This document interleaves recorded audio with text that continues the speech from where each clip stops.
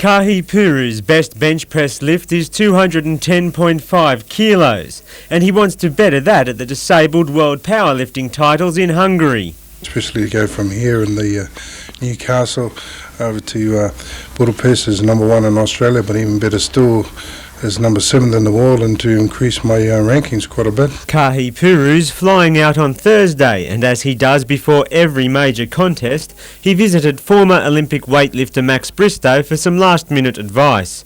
At 56, Max is a pillar of the Lake Macquarie powerlifting community, and he's developed a special relationship with the man who took up the sport after he lost his leg in an industrial accident. I have been around this sport a long time, and he seems to take appreciation of my advice that I give him, and it is, I would classify, very close to a father and son relationship. Kahi says Max gives him confidence that his technique and training are on track, but the veteran doesn't mince words when it comes to the big man's prospects of a Paralympic medal in 2000. I can honestly say he's got to work a little bit harder.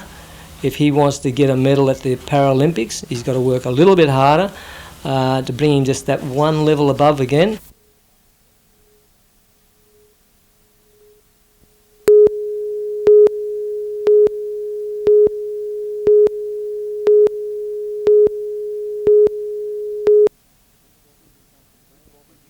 Former Newcastle player Susie Batkovic and New Flames star Desiree Glorbitz spent some time with New Lambton Primary School's successful state team today in the lead up to the big game. Saturday 21st, we're playing against the Dandenong Rangers. We actually lost to them a couple of weeks back, so it'll be a really good game and hopefully we can come away with a win. The Flames are the state's only professional women's basketball team and will play against the Rangers for the first time outside Sydney. There's certainly been something lacking in women's sport in Newcastle, and certainly the Flames coming to town for the WNBL, and the fact that we've had the Sydney Swifts here this year and probably in year 2000 back again, it presents a different image and a different vibrant image to Newcastle sport.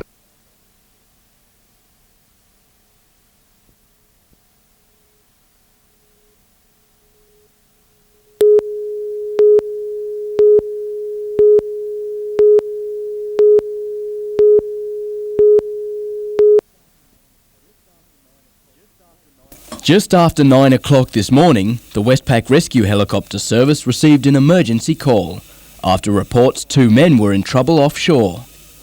The fishermen had been setting cray floats when their small dinghy overturned, leaving them stranded several hundred metres from the shore. Apparently the younger of the two was able to make it to shore. He was able to swim to shore and raise the alarm. The elderly man was unable to swim to shore, but managed to hold on to some debris from the dinghy for support. We found him holding onto an empty fuel tank and a seat cushion, and with a life vest just wrapped around one arm. Upon arrival, the Westpac crew winched the man to safety where he was treated and later taken to Nelson Bay's polyclinic. He was able to walk himself, but he was quite unsteady and quite fatigued after spending probably about 45 minutes in the water. He was later released from the clinic in a satisfactory condition. Eventually it could have been fatal, but he'll be fine. Adam Harper, NBN News.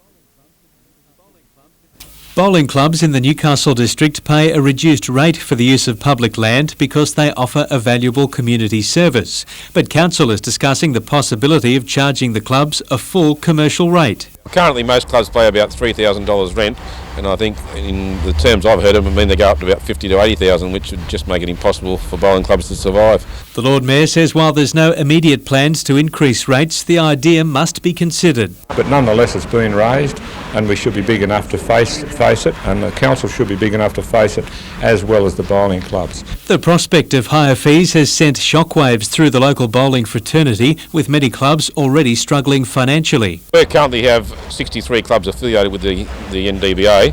27 of those are in the Newcastle Council area, and I would think at least half of those clubs could go under.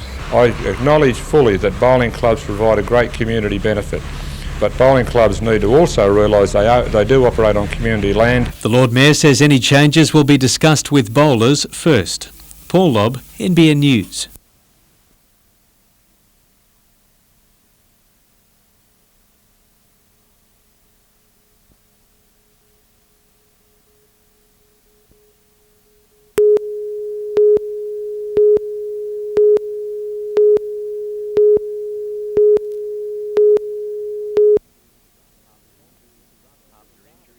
After injury interrupted the start of his NSL season, Adam Sanderson expected to return to the Breakers this week. Instead, he's in hospital being visited by teammates like Todd McManus.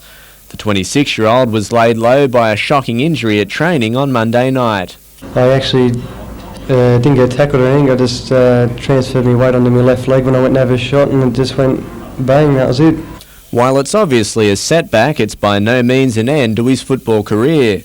Sanderson wants to return next season, but in the meantime he'll have to make the most of an unexpected and unwanted holiday. Quite a few weeks, I'd say, and hopefully I can sort of at least get back into work on light duties. Far better times though for midfielder Brad Wicherak. The 21-year-old has also battled injury this season, but after 5 games in the junior grades, he'll make his return to the Breakers senior squad tomorrow night against the Stallions. Marconi are always tough, and at the moment they're one of the form sides in the competition, but if we go out and show intensity, work hard, anything can happen. Colin Baldwin, NBN News.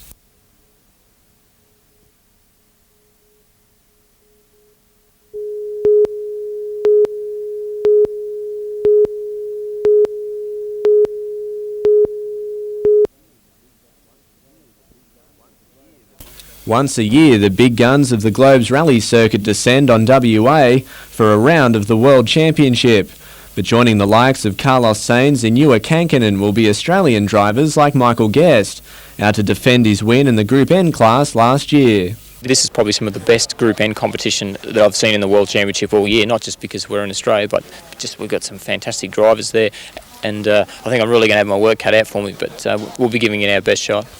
Guest has competed in rallies the world over in 1999, but still finds his home event daunting. The winding gravel roads are both hot and dusty this year, making conditions slippery and spectacular. Because of this ball-bearing surface we have here, once you get some moisture in there, or the roads are nice and damp, or even a bit of water on there, it glues it together. The hotter it is and the drier it is, the slipperier it is, because the road will cut up and just break away, and there's just really no grip. Another driver out for success is Finland's Tommi Mäkinen. In 1996, he won his first World Championship in Australia. A win this weekend will secure his 4th. Well, that would be excellent. I would like to do the same as 3 years ago here at 96. Rally Australia starts later tonight. Colin Baldwin, NBN News.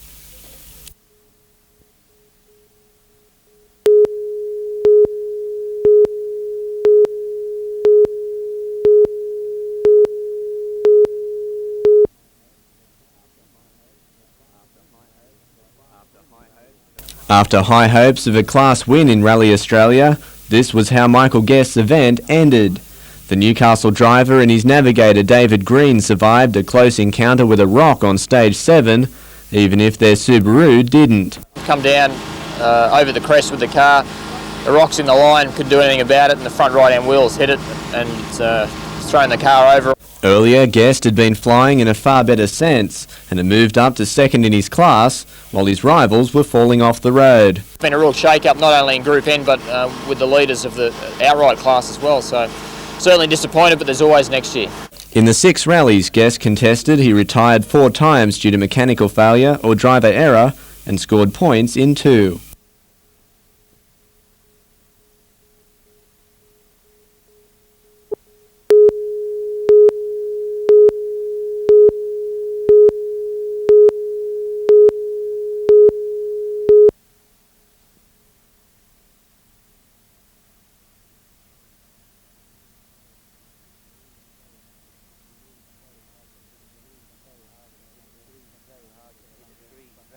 And hit a tree very hard with the front end, spun us round, and so I believe, I can't really tell you, after hitting the tree, that was that.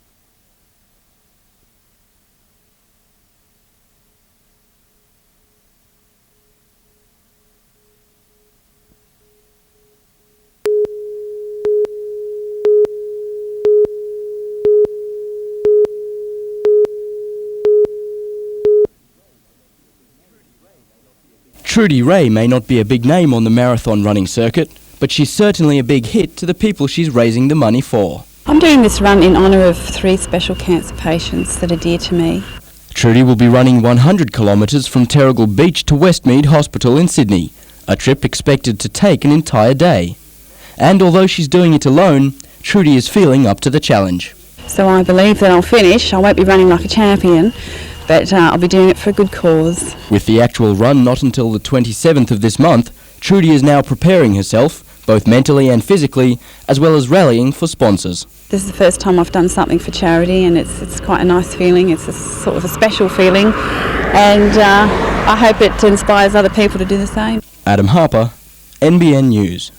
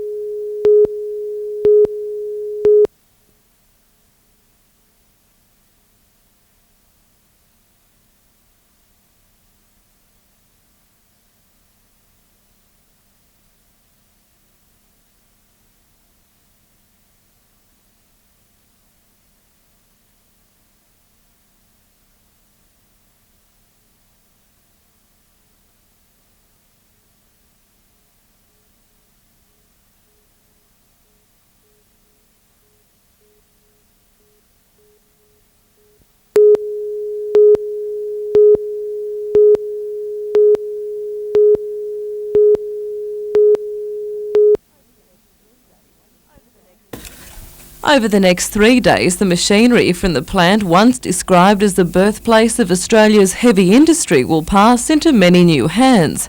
And Newcastle's front end of steelmaking is expected to fetch the big Australian a big price, with buyers lining up from around the country.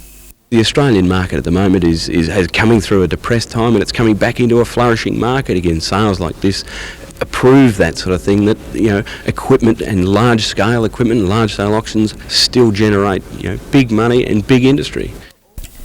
But the sale also has appeal for the small players. This former BHP employee is hoping the plant that gave him his first start will help him build up his own business. You might be able to set a business up for $1 million, and you have the advantage of being able to do the work that a business that would cost, say, $10 million to set up could do. So you're in front from start. Local companies such as Comsteel have also expressed interest in the sale, with one-off designed machinery like this vertical mill a much cheaper prospect at second-hand rates. But even the handyman won't be let down, with everything from the odd spanner to wheelbarrow up for grabs. The 2,000 lot auction winds up on Wednesday, with buildings and larger pieces of equipment expected to come on the market in the next 12 months. Helen Kapalos, NBN News.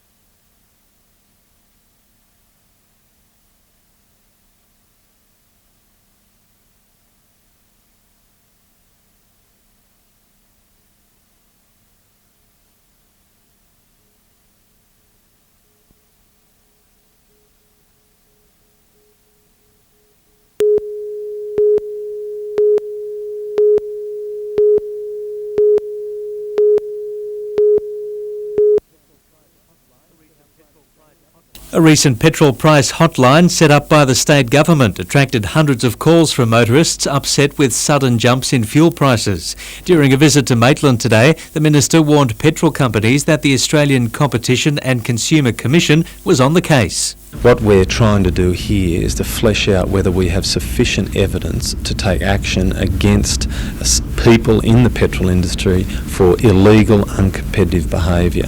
The ACCC, if it gets that evidence, will take action through the federal courts. Meantime, the state's dairy farmers will be closely watching their Victorian colleagues in the coming months. The new Labor government is to ask farmers whether or not they want to deregulate the dairy industry. If they agree, New South Wales will also fall into line. If Victoria deregulates, it will flood New South Wales with cheap milk, and that will cause chaos in our industry. So deregulation may have to follow that. We're very much in the hands of the Victorian farmers. Paul Lobb, NBN News.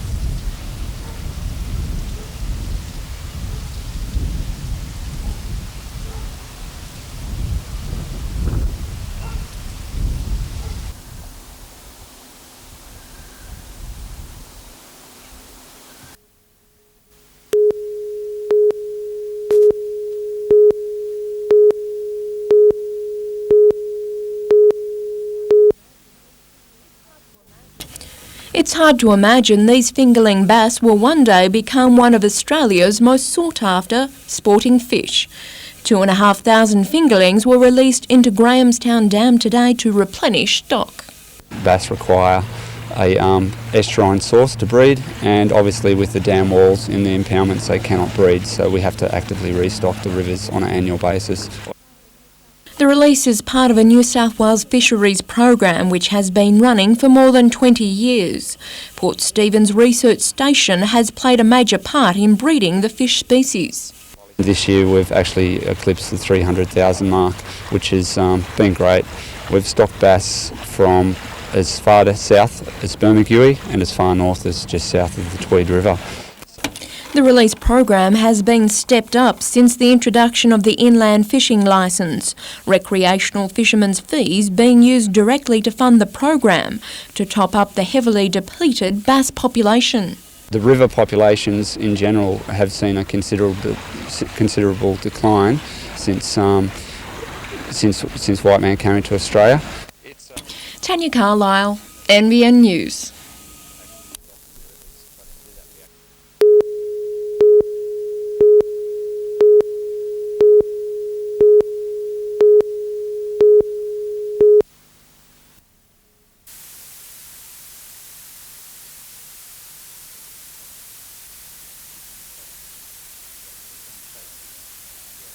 They can make informed decisions about what sort of tariff ratings that they should be purchasing from different suppliers.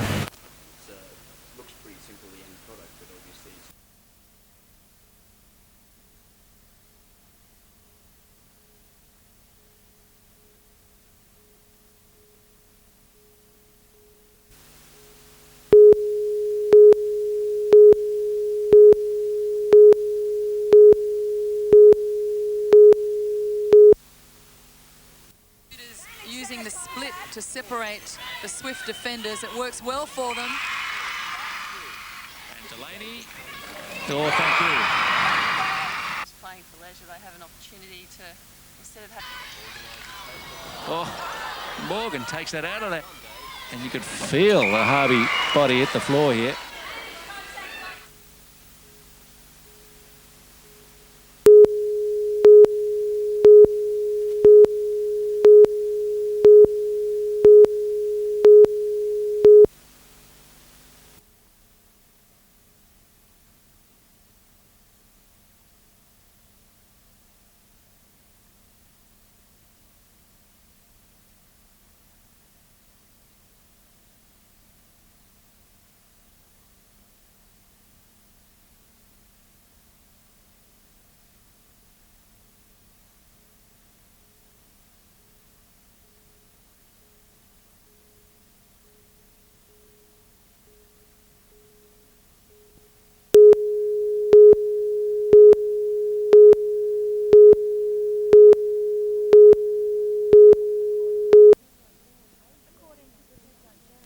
According to Professor Janet Aisbert, hunter businesses face a bigger and more lasting threat than the Y2K bug.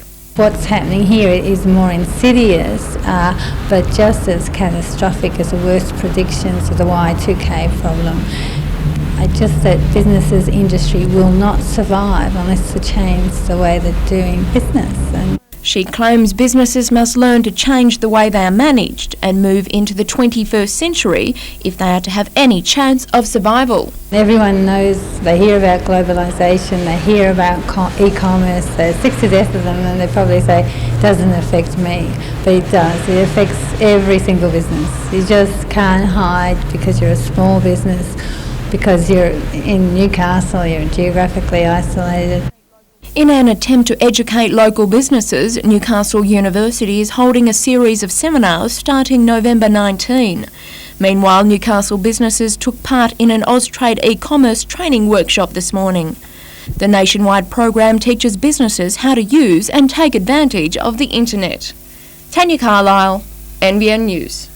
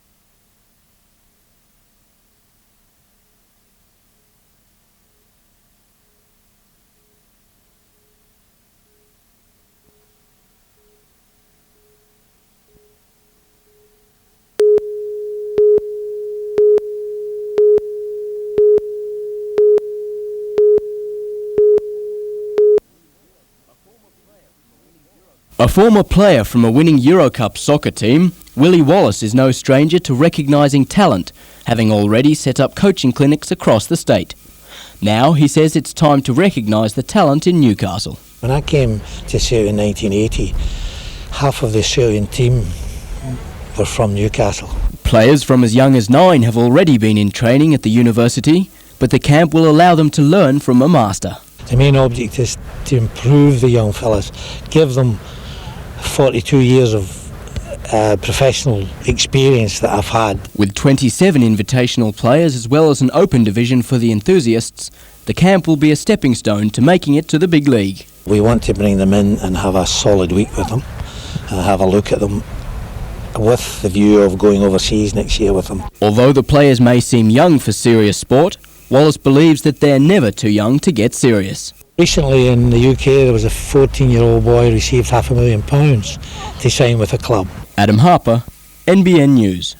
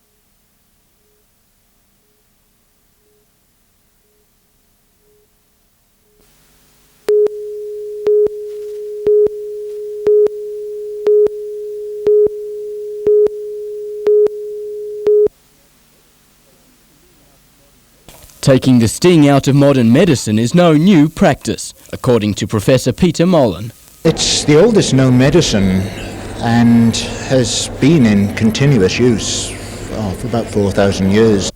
And there's nothing special about his honey either, as honey from the nest or the jar will cure almost anything that ails you. It can be so easily used. It just needs to be spread onto a dressing pad and placed on the wound, bandaged up in the normal way. The secret behind its success is its strong antibacterial agents, which helps to keep wounds clean and often prevents scarring. But that's not all, according to the man who has spent 18 years researching the first aid supplement. Keeps the wound moist, which is the ideal situation for getting the best regrowth of tissue, the repair of the wound. Fellow wound management associates had the opportunity to learn the techniques today as the professor gave a seminar at Royal Newcastle Hospital's David Madison building. Adam Harper, NBN News.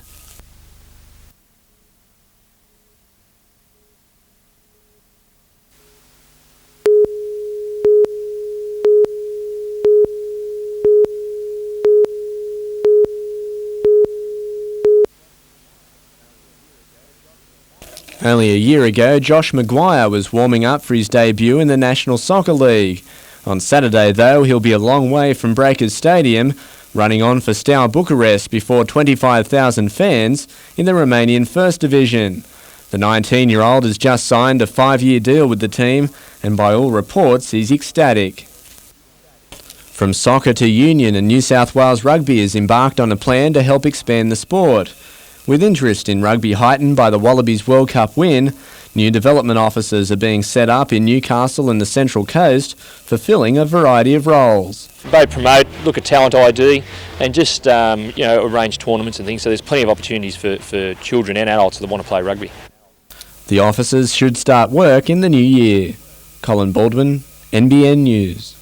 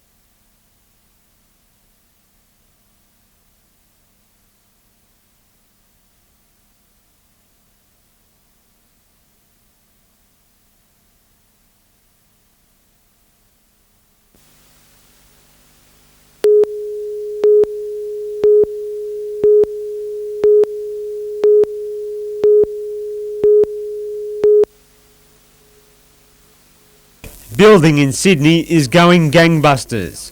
On the back of low interest rates, the Olympics has been a huge boost, and repairs from the hailstorm earlier this year are still continuing.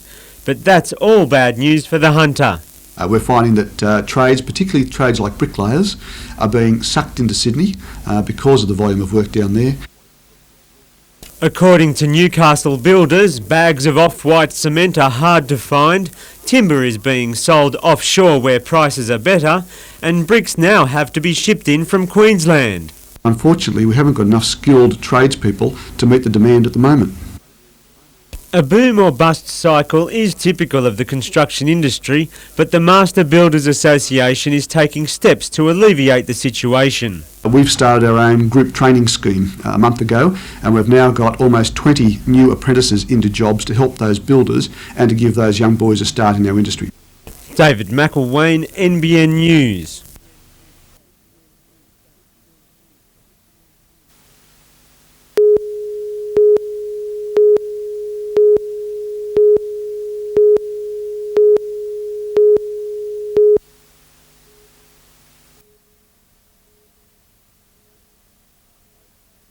Boats can be fun, but safety has to come first.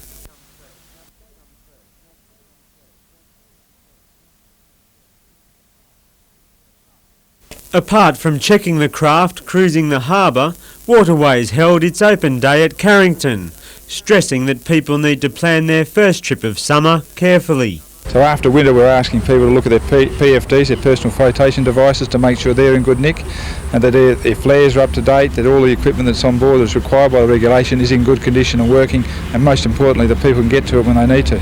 We've got all the safety equipment, and as you can see the young fella's got his jacket on already, so... Common sense, care and courtesy the keys to making sure everyone who wants to use the waterways can. From people who like to go sailing, those powerboats, fishing, personal watercrafts, everybody has some right to use the water within the regulations, and we'd ask everybody to just a lot of common sense out there and make sure that what you do is safe to do. David McElwain, NBN News.